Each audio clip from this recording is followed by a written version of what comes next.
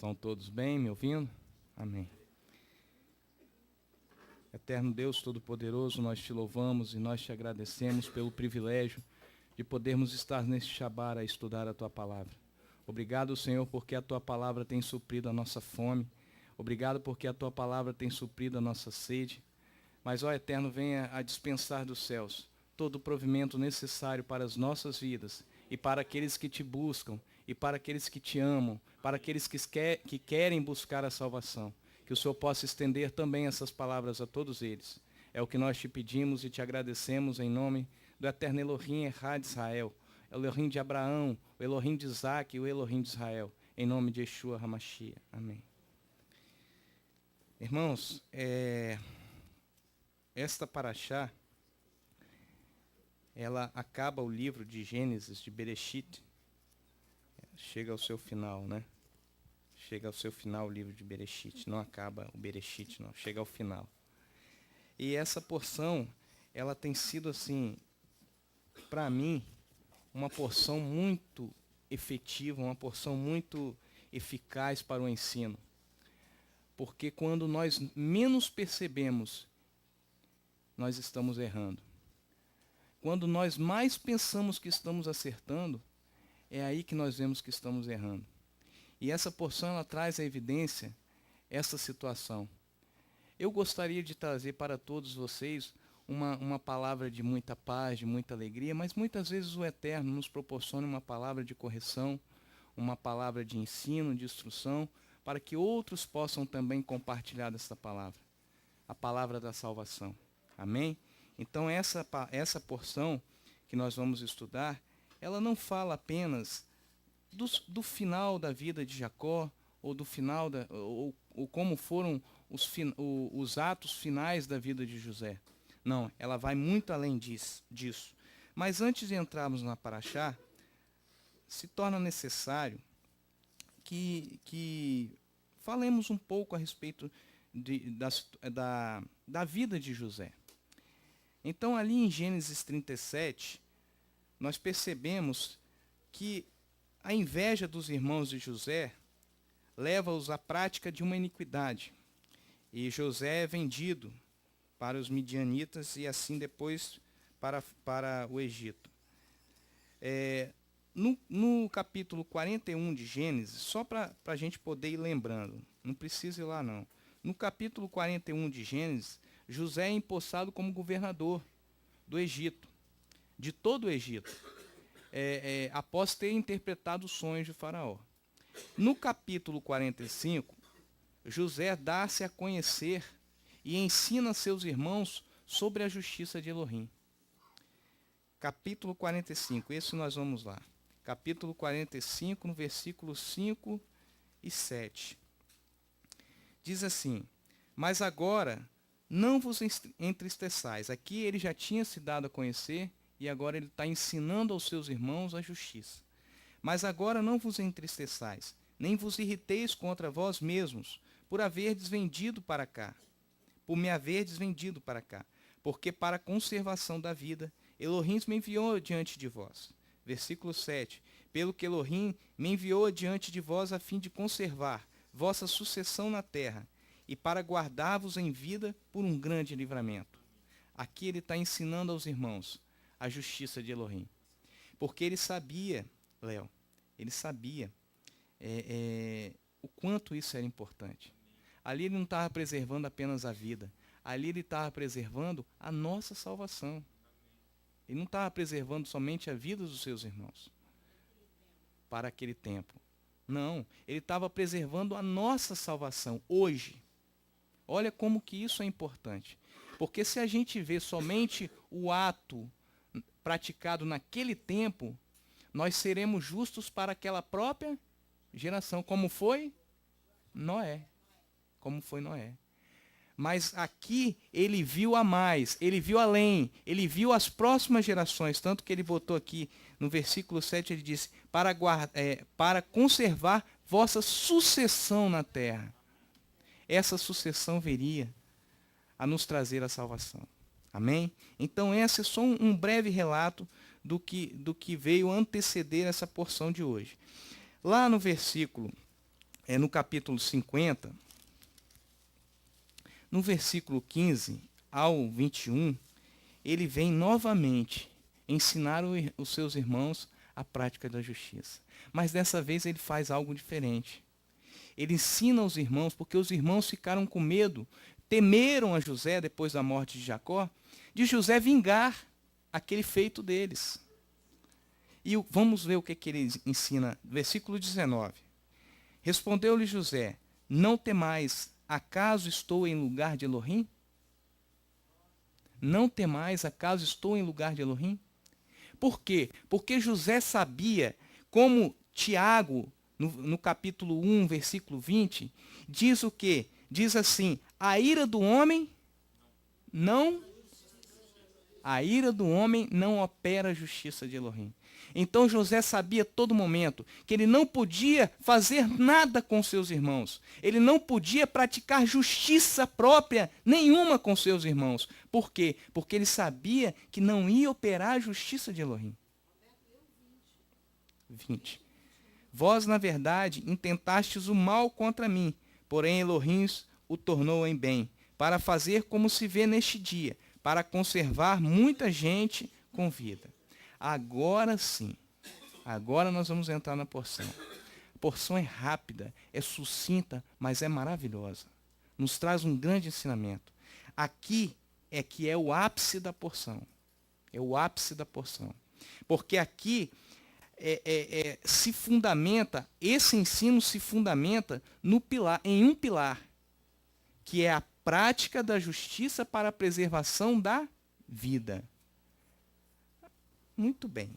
Observamos já então isso. Isso daí nós já aprendemos, né? Agora, outra coisa que nós devemos aprender com essa justiça que preserva a vida, é a igualdade. É a igualdade.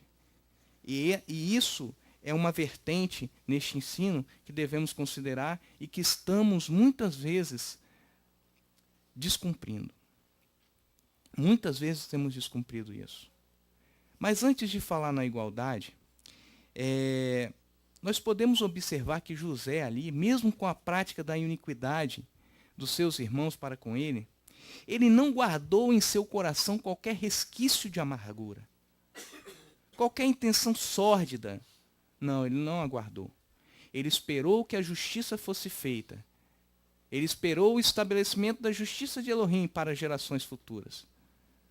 Né? Então isso nós observamos. Só esse fato já considerou Elohim para José e colocou numa situação de governador do Egito, para que Elohim pudesse, através de José, cumprir os seus preceitos, cumprir a sua vontade ali. E qual era a sua obra naquele momento? Era de trazer abundância e fome para a terra. Mas Elohim trazer fome para a terra. Algo ruim, ele não poderia só trazer abundância. Que Deus é esse que traz fome sobre a terra? Para todas as coisas há um propósito. Há um propósito firme e estabelecido. Para mim, para você, para José, para Faraó, para o Egito, para o Brasil, para todos nós há um propósito. E esse propósito se chama salvação. Salvação. É isso que José estava fazendo. José foi colocado ali como um dos maiores cargos, só tinha acima dele Faraó. Ele era o segundo do Egito. E ele foi colocado justamente ali para quê? Para a salvação de muitas vidas. Para a salvação de muitas vidas. E ele pôde executar justiça tanto na abundância, como na fome, na escassez. É isso que nós visualizamos na Paraxá. Lá em 2 Samuel 23:3, 2 Samuel 23:3. O pastor já conhece esse versículo, nós já lemos ele né? Mas eu não vou ler ele todo não, tá, pastor? Só versículo 23:3. Eu estou em 1 Samuel, 2 Samuel 23:3. Disse o Elohim de Israel: a rocha de Israel, a mim me falou. Quando o justo governa sobre os homens, quando governa no temor de Elohim, é como a luz da manhã ao sair do sol, de uma manhã sem nuvens, como o esplendor depois da chuva, que faz brotar da terra a erva. Amém? Olha que coisa linda, irmãos. Quando o justo governa, nós temos hoje toda a condição de governar debaixo da Torá, debaixo dos princípios estabelecidos por Elohim. E quando o justo governa sobre os homens, quando governa no temor de Elohim, é como a luz da manhã ao sair do sol. Aquela luz bonita, aquele lumiar lindo que você vê pela manhã. É como a erva que brota da terra depois da chuva. É assim que é a justiça de um homem justo e de um homem que governa segundo o temor de Elohim. Foi assim que governou José. Foi com esses princípios e com esses fundamentos que governou José. E Davi sabia muito bem também esses fundamentos. Tanto é que também governou debaixo desses fundamentos. Toda a salvação. Amém, pastor. Versículo seguinte é: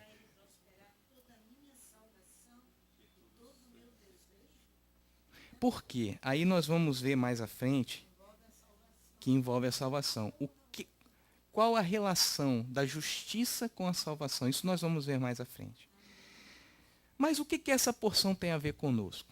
É uma pergunta que eu fiz para mim quando eu estava estudando. O que essa porção tem a ver conosco?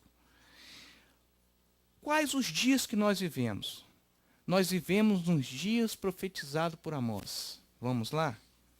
Amós 8. Amós 8, versículo 11.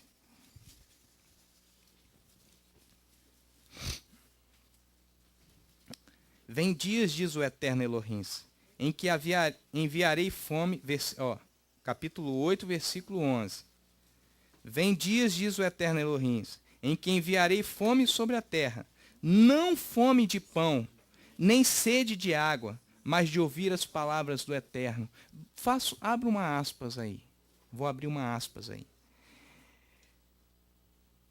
Aquele momento vivido por José, quando Deus colocou ali a escassez de alimento e a fome, ele botou ali fome de quê, irmãos?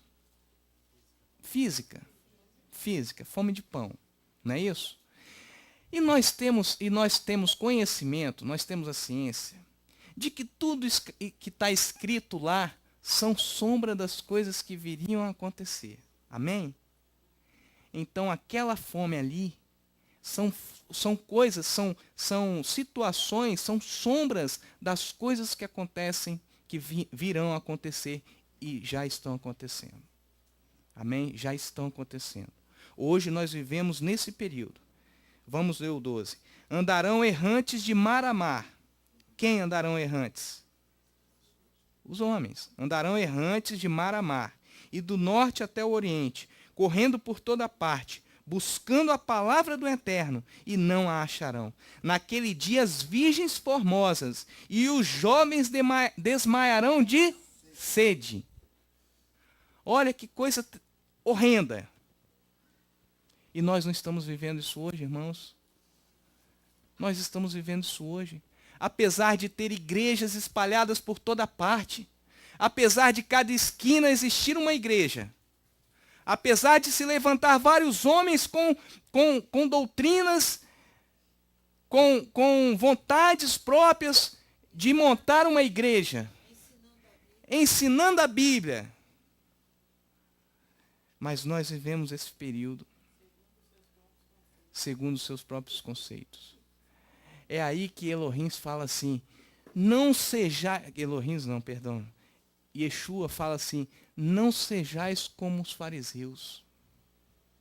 Se a vossa justiça não exceder a dos escribas e fariseus, não herdarão o reino de Deus. De forma alguma herdarás o reino de Elohim. Então por que que vivemos com fome? Por que que vivemos sedentos? Se cada esquina há o ensino da palavra. Porque o ensino da palavra é pervertido, irmãos. Amém. Amém. Amém. Amém. Amém. Amém. Porque lá no capítulo 59, pode falar. Não quer que eu fale no microfone, porque cada esquina dessa tem uma seita, porque tudo aquilo que se insurge contra Jerusalém, se desliga de Jerusalém e torna-se a margem, fora daquele ensino, insurge contra a sabedoria. Se desligou de Jerusalém, é considerado uma seita. É por isso que não tem o ensinamento. Amém. Em Isaías 59, 14, você não precisa ir lá não. Isaías 59, 14 diz assim: por que que isso daqui que está escrito em Amós está acontecendo? Isaías responde: porque a justiça se tornou atrás. A retidão se pôs longe. E a verdade anda tropicando pelo caminho. Porque fala a verdade, tropicando pelas ruas, segundo os próprios conceitos. Amém. Amém, Rita. Fala no microfone. Não, fala no microfone. Ela manda eu falar, mas ela não tem coragem de falar. Não, o que eu estou falando é porque eles andam segundo os seus próprios conceitos, aquilo que eles acham que é. E Roma tem dominado, mesmo eles ensinando a Bíblia, é Roma que tem dominado sobre as suas vidas. Amém. Então, quando o Senhor nos fala que nós precisamos lançar fora das nossas vidas os nossos próprios conceitos, para que a gente possa entrar debaixo da verdadeira aliança, é isso que nós estamos fazendo e lutando aqui no nosso meio, porque nós também não estamos, nós não estamos nos desculpando, nem nos isentando dessa verdade, mas isso é uma realidade nos nossos dias. Amém. E é assim que a igreja tem andado nas suas mentiras, nas suas inverdades, e não ensinando o povo a discernir entre o bem e o mal, o que é certo e o que é errado. Mas a comunidade de Yeshua não pode andar assim. Mas a comunidade de Yeshua não andará assim, porque as portas do inferno não prevalecerão contra ela. Amém, Rita, amém. Então Isaías responde essa questão. Pelo que a justiça se tornou atrás e a retidão se pôs longe. A verdade anda tropeçando pelas ruas e a equidade não pode entrar. Então essa é a questão que vivemos hoje. Isaías 59, 14. Quando deixamos de praticar a justiça, não é a nossa justiça, irmãos, é isso que eu queria que fosse entendido. Nós temos um conceito deturpado de justiça. Não é a nossa justiça que nós temos que praticar, porque a minha justiça pode não ser a sua justiça. Não pode. Adonai é a nossa justiça, mas a justiça que temos que estabelecer, que temos que praticar, é a justiça escrita na palavra de Elohim. É essa justiça que tem que ser evidenciada. É essa justiça. Mas nós temos deixado de praticar a justiça, e aí a gente pratica a desigualdade. A gente não pratica a retidão, a gente pratica a desigualdade. Amém? Lá em Amós 5, o 10 o quê? Podia? Você lê para mim? Lê, dá para ela ler. As paredes como cegos.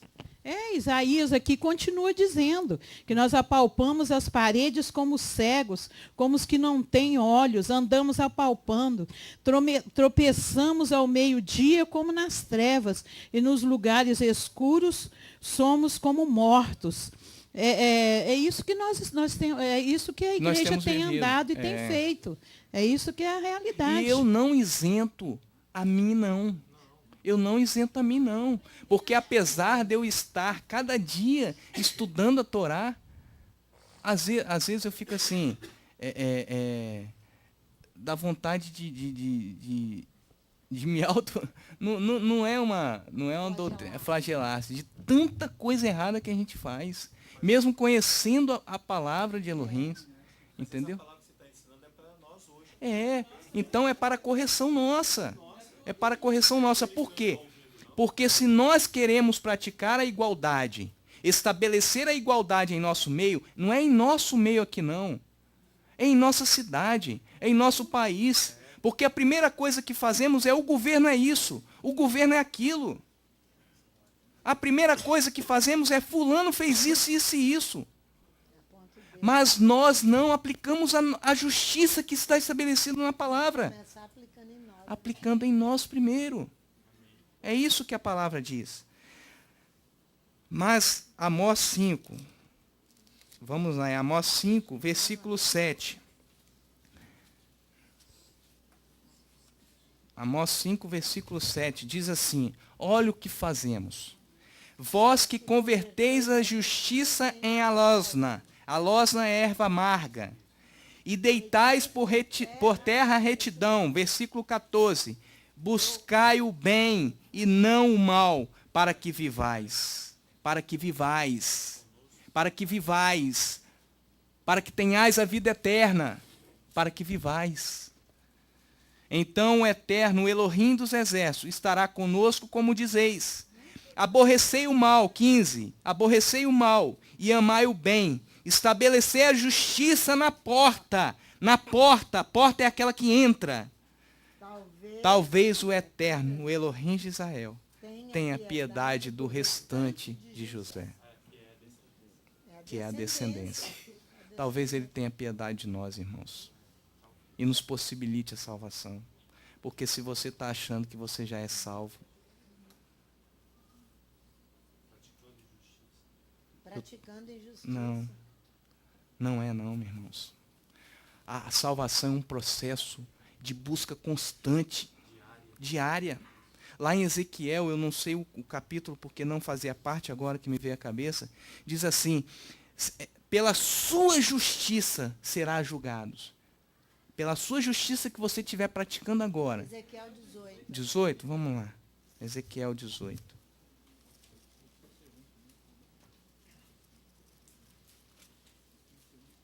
É. 31, eu acho que é o 31, não é não?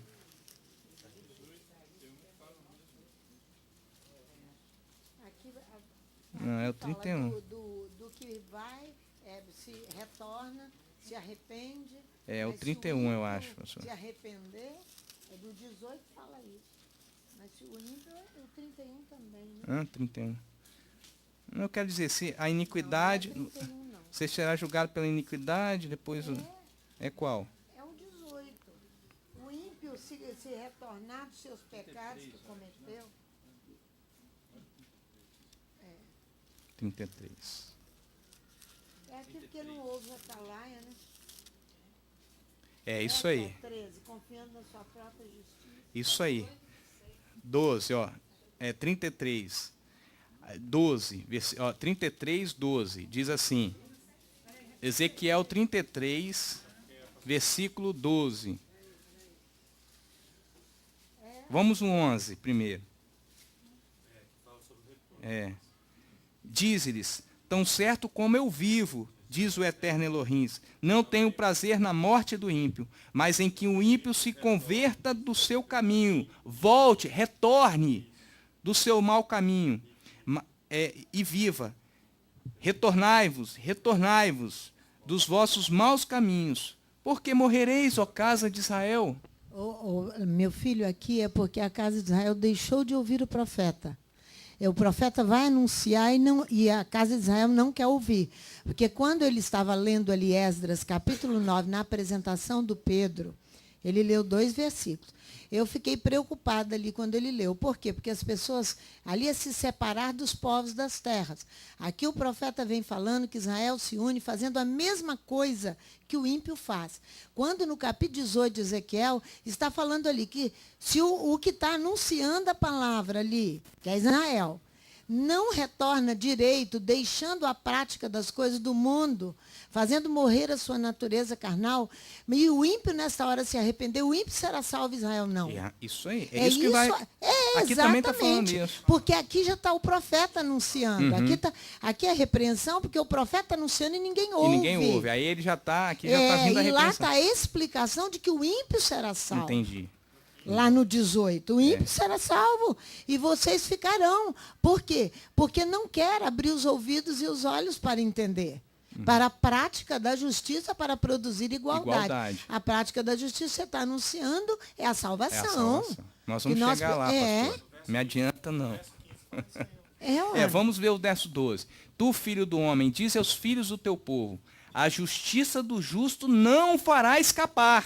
Olha só, hein? É isso aí que eu tô falando. A justiça do justo não fará escapar no dia da sua transgressão. Isso, porque ele conhece a palavra. A palavra. Então, por isso que a salvação é um processo constante. A nossa justiça tem que ser praticada continuamente. Isso. Não adianta eu chegar diante de um juiz, cometi um crime, e chegar diante do juiz e falar, mas, juiz, e tudo que eu fiz de bom não será levado em consideração? Não, você está sendo julgado pelo seu pecado. Pelo seu pecado. E não pelo que você fez de bom no passado. Da mesma forma, o ímpio, se convertendo de toda a sua iniquidade, ele será julgado pela justiça que estiver praticando. Mas aí, o ladrão da cruz estava lá junto com Yeshua. Né? O ladrão da cruz é um exemplo claro disso. Errou a vida inteira. E Yeshua diz para ele, hoje mesmo estarás comigo no paraíso. Porque pela justiça, era um ímpio, mas pela justiça que foi declarada da sua boca, naquele momento. Ele foi sincero de coração, ele foi puro. Ele reconheceu o Mashiach, ele reconheceu o poder de Elohim, ele reconheceu a salvação do homem. Através de Yeshua. E naquele momento houve salvação para ele. Ele foi sincero. Isso. Então é pela justiça que somos salvos. Então se você está achando que você está salvo, meu irmão, se eu estou achando que eu estou salvo, nós não estamos não. Nós temos que continuar praticando a justiça. Isso, e deixar as coisas dos ímpios. Que os Amém. ímpios fazem. Aí o que fala que é crente vive igualzinho o ímpio. Amém. Como vai não podemos proceder dessa forma. Nós temos que fazer muito mais. E Yeshua fala ali no capítulo 23 de Mateus. Vamos lá para vermos. Capítulo 23 de Mateus.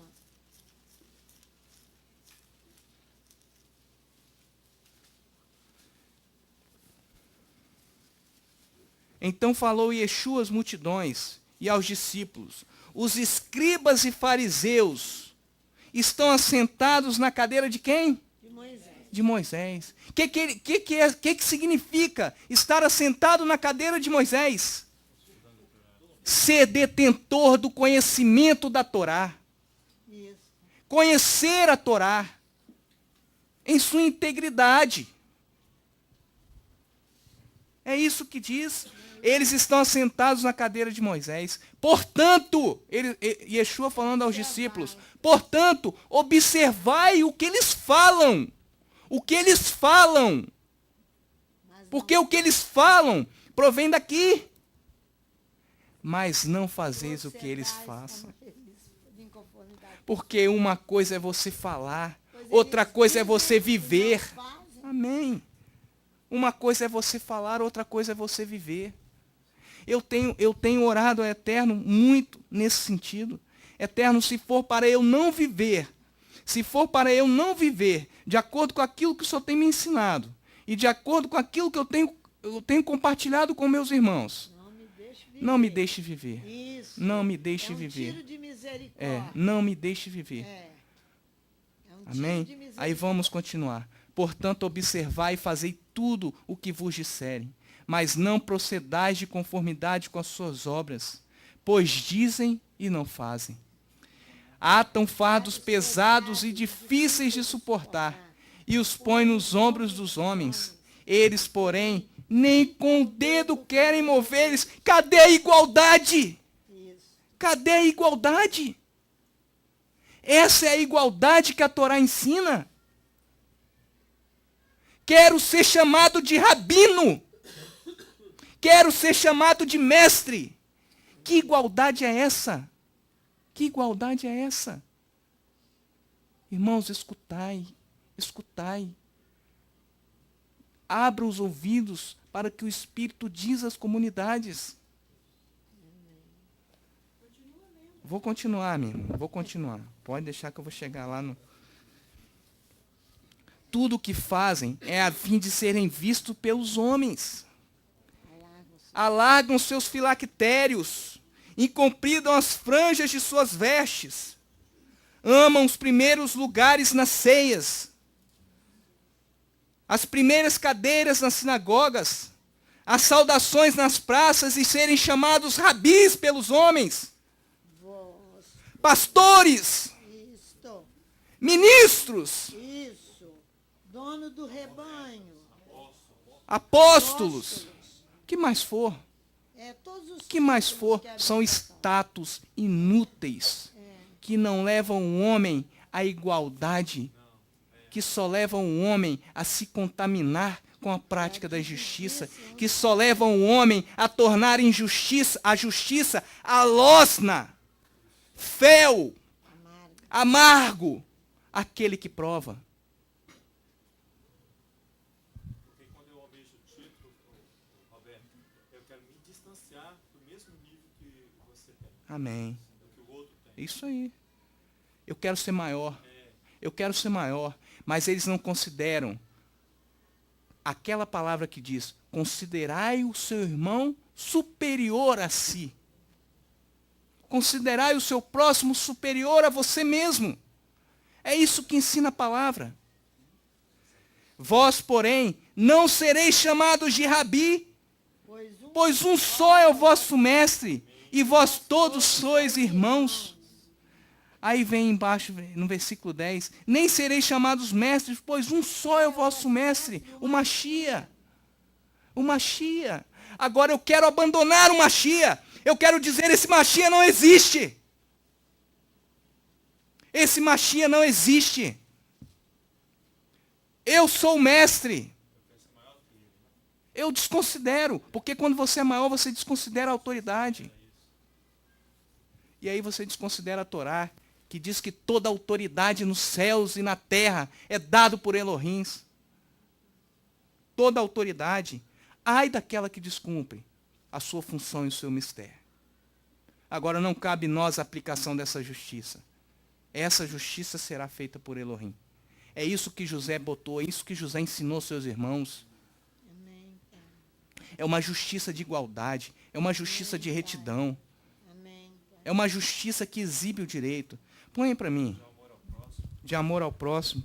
Eu vou continuar lendo isso daqui depois. Deixa eu só ver um negócio. A Constituição Federal do Brasil diz em seu artigo 5º: todos são iguais perante a lei, sem distinção de qualquer natureza, garantindo-se aos brasileiros e aos estrangeiros residentes no país a inviolabilidade do direito à vida, à liberdade, à igualdade, à segurança e à propriedade. Irmãos, isso daí foi retirado da Torá. Foi retirado da Torá. Não, volta. Isso daí foi retirado da Torá. Todos são iguais perante a Torá. Todos. Sem distinção. A palavra diz: não façais acepção de pessoas.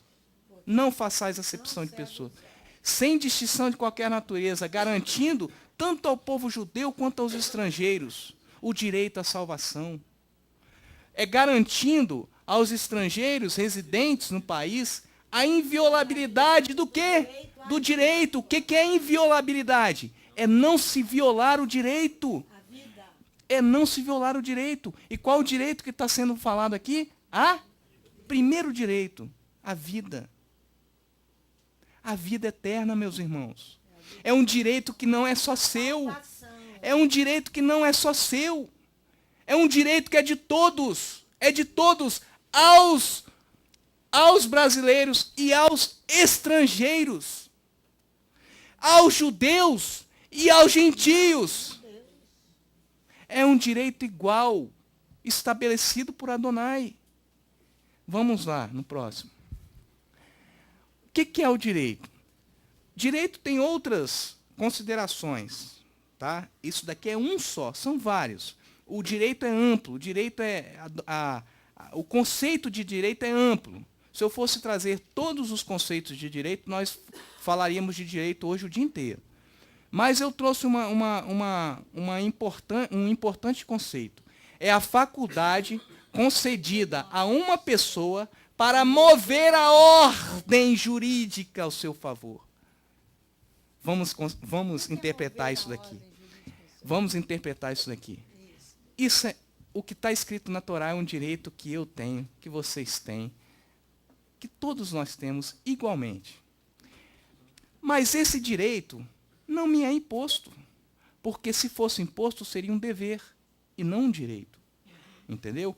O direito é uma faculdade que eu tenho de fazer mover tudo isso daqui a meu favor. De usufruir disso daqui a meu favor. O direito é uma faculdade que eu tenho de alcançar a salvação. Porque se eu não quiser a salvação, eu não vou ter. Agora, se eu quiser a salvação, eu vou ter que correr muito atrás para ter. Muito. Mas eu hei de alcançar. Roberto, essa semana eu atendi uma pessoa que eu saí daqui, Rita e eu, muito feliz. Foi um homem. E ele alcançou a salvação. E ele chorava e é maravilhoso, do queixo tremer. Que ele dizia, eu não sei o que aconteceu comigo. Foi o Espírito que entrou e convenceu do pecado, do juízo e da justiça. Aí ele pode chegar igual aquele mas quebrado. Sabe o que é quebrado? Um homem quebrado. Era aí ele pode o homem dizer, quebrado. Eterno, o Senhor pode me levar. Isso. Porque já contemplei a salvação. Mas ele tem que levar esse direito a outros. A outros. Mas eu estou dizendo, quem foi que falou isso? Foi ali em Atos ali? Foi o Ananias. Ananias, isso. Ele falou, quando ele viu, né, Yeshua, aí ele falou, Eterno, o Senhor pode me levar, porque os meus olhos já viram a salvação. Amém. Meus irmãos, é algo assim maravilhoso. A salvação, o que é a salvação? O que tem a salvação e a justiça a verem com o direito? Salvação é um direito espiritual, inerente a todo ser humano. Só que tem a necessidade de você e eu alcançarmos. Não. Isso daí não é Constituição, não. Isso daqui é o dicionário que fala. Como é que é? O interior... Não sei não entendi não, pastor. Justiça. Aplicação de... Olha o que é a justiça, gente. Aplicação de um direito, ou seja, fazer conhecer um direito inerente ao homem. Fazer conhecer um direito inerente ao homem. Você tem feito... Isso, Léo. Você tem feito alguém conhecer a salvação? É a aplicação da justiça. Da justiça e da igualdade. Isso se torna o quê? Um dever. A justiça é um dever, o direito não. O direito não é um dever. Mas a justiça é um dever. Por quê? Porque eu levo a justiça, eu mostro a justiça a quem quer conhecer. E quantas vezes não temos procedido assim? Fechamos em nossa própria justiça. Fechamos em nosso próprio direito. Eu já alcancei. Vamos nos perder igual a ele. Eu já alcancei. Noé poderia ter feito o que Moisés fez. Elohim falou, eu vou destruir a terra. Se fosse Moisés, ele falaria, não, Eterno, não faça isso, tenha misericórdia do teu povo. Tenha misericórdia do teu povo, não destrua a terra. Abraão, se o Senhor achar um justo, o Senhor vai destruir? Noé não fez isso. Noé construiu a arca. Vocês estão entendendo a diferença? Ser justo para você e para os seus familiares e para o seu próprio período?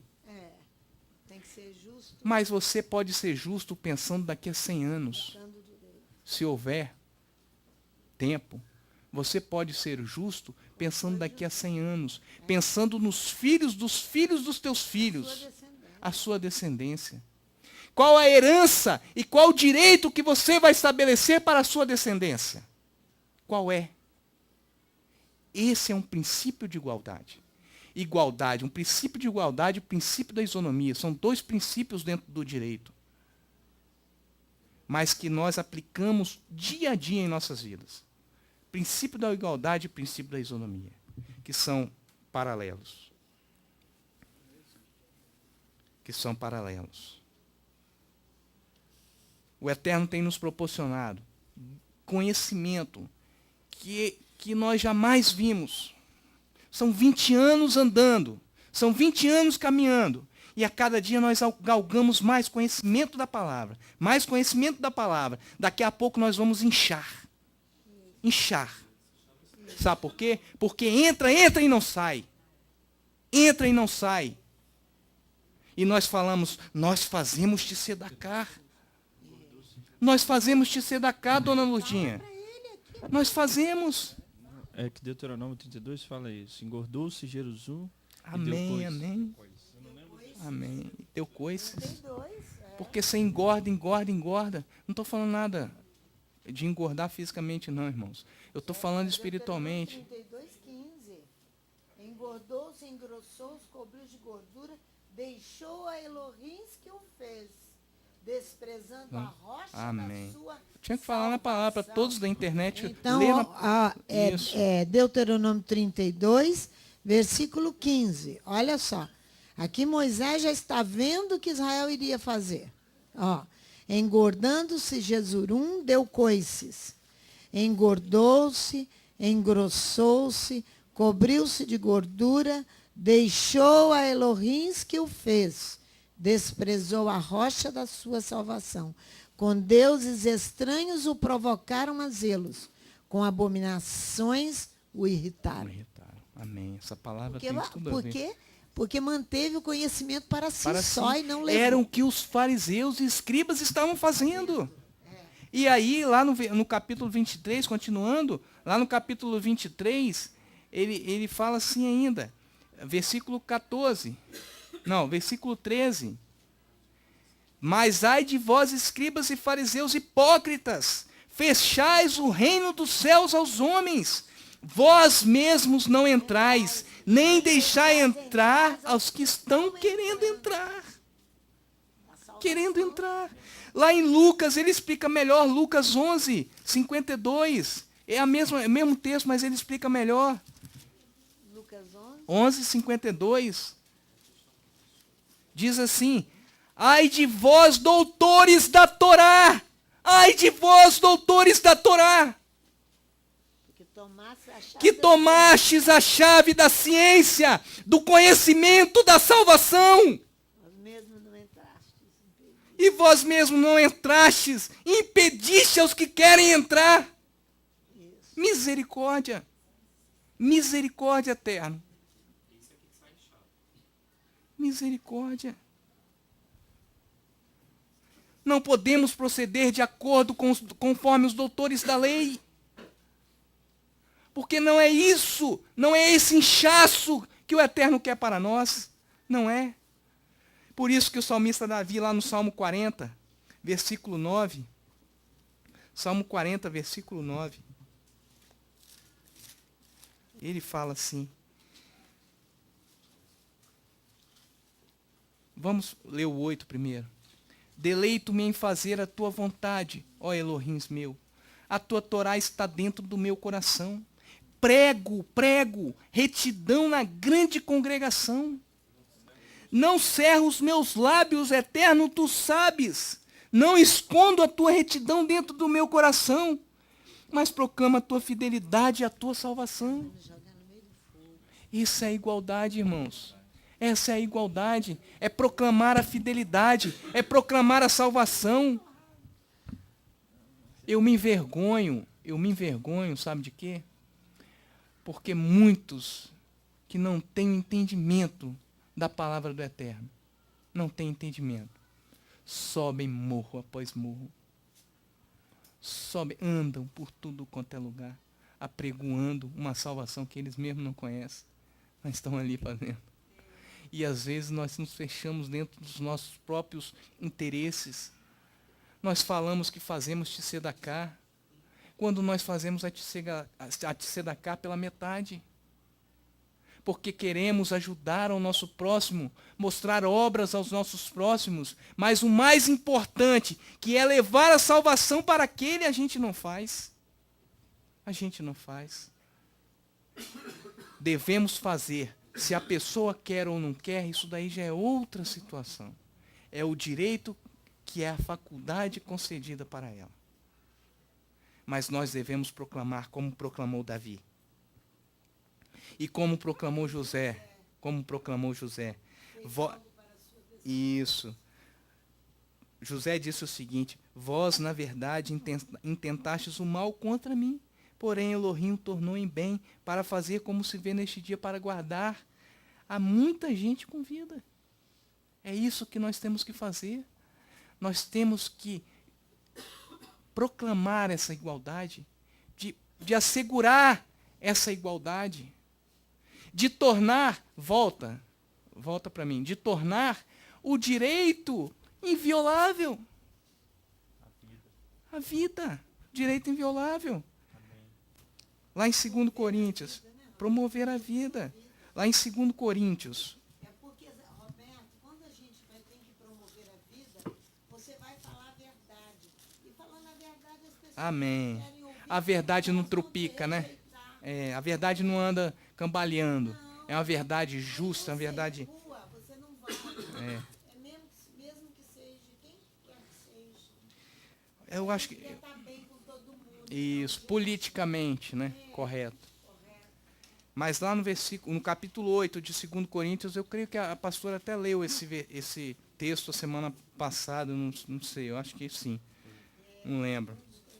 8, 7, diz assim: portanto, assim como em tudo tendes abundância, em fé, olha só, em fé, em palavra, em ciência, que é o conhecimento, em todo zelo e no vosso amor para conosco, assim também sobressai nessa graça. Versículo 13. Mas não digo isto para que os outros tenham alívio e você peso, e você aperto.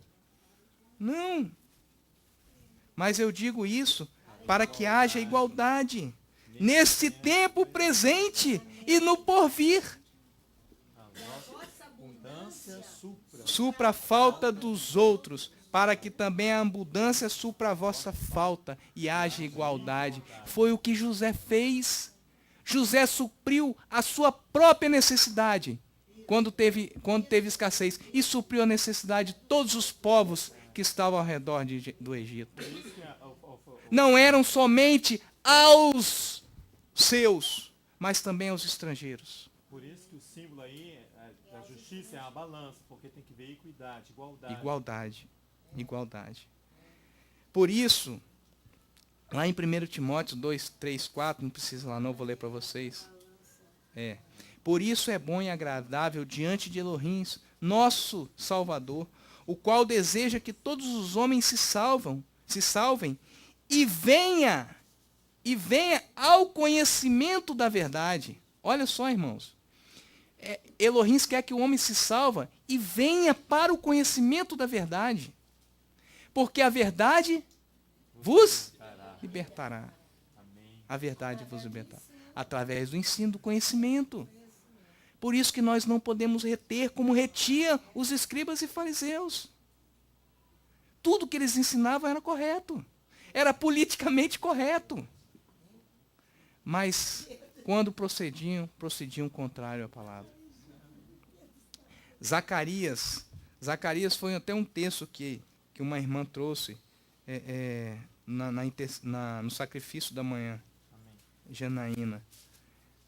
Zacarias 7, 8, 10. Porque isso que o Eterno está falando aqui, ele não fala só no estudo não, irmãos. Ele fala na intercessão. Ele fala quando o homem busca a presença dele. Ele fala, eu quero que aconteça isso. Eu quero que seja feito a tzedakah com justiça. Eu quero que seja apregoada a justiça e a igualdade. É isso que ele está falando conosco a cada dia. Zacarias 7, 8, versículo 8, diz assim: veio de novo a palavra do Eterno a Zacarias. Assim diz o Eterno dos Exércitos: executai justiça verdadeira. Mostrai bondade e misericórdia, cada um a seu irmão. Não oprimais a viúva, nem órfão, nem o estrangeiro, nem o pobre, nem intente o mal, cada um contra o seu irmão no seu coração. Eles, porém, não quiseram atender. E sabe o que fizeram? Deram o ombro. Deram o ombro. Tamparam os ouvidos. Tenha misericórdia. Tenha misericórdia de nós, Eterno. Para não ouvirem a lei da justiça.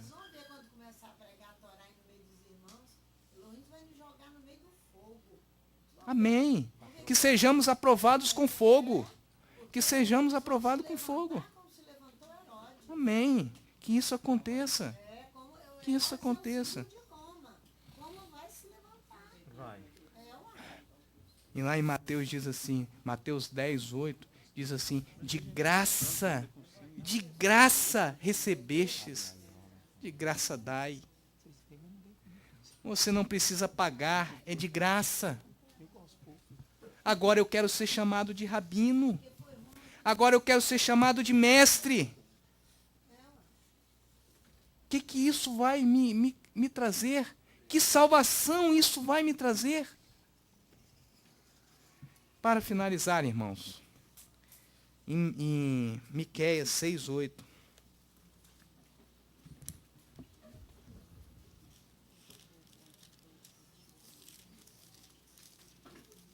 Miqueias 6, 8. O Eterno diz assim: ele te declarou, ó homem, o que é bom. E o que é que o Eterno pede de ti? Senão que pratiques a justiça, ames a misericórdia e andes humilde. Eterno, nós nos colocamos diante de ti para clamar pela tua misericórdia, ó Pai. Porque 20 anos temos caminhado, 20 anos temos caminhado, ó Pai, e temos aprendido a tua palavra, mas nós não queremos inchar com esta palavra, ó Pai. Nós queremos compartilhar dessa igualdade, nós queremos compartilhar da justiça estabelecida por ti, ó Eterno, com todos aqueles que estejam aptos a ouvir, com todos aqueles que querem realmente a tua salvação, ó Pai. Estabeleça a tua justiça em nosso meio. Seja o teu nome único a ser exaltado. Seja o teu nome único a ser magnificado, Eterno, porque nós não somos nada. Nós somos apenas vasos nas mãos do oleiro. O que o oleiro quer colocar diante do vaso, é ele quem escolhe. Por isso, Senhor, nós nos colocamos diante de ti para sermos vasos de honra, vasos que pregam a misericórdia, vasos que preguem a salvação para o homem. É o que nós clamamos, ó Pai. Tenha misericórdia de nós. Em nome de Yeshua HaMashiach. E evarei Adonai veshmireha. E aí Adonai panaveleha verruneha. E sa Adonai panaveleha veasemleha shalom. Bishem Yeshua HaMashiach. Que o Eterno nos abençoe e nos guarde. Que o Eterno faça resplandecer o teu rosto sobre nós. E tenha misericórdia de nós. Que o Eterno sobre nós levante o teu rosto e nos dê a tua paz. Em nome de Yeshua, o nosso Messias.